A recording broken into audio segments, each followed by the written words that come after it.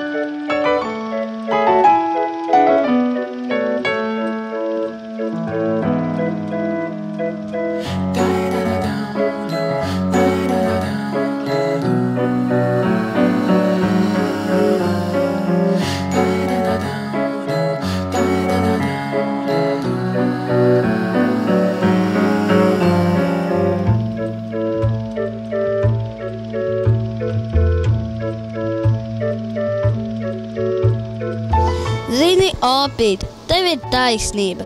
Cēsis patiešām ir pilsēta, kur ir vērts atgriezties.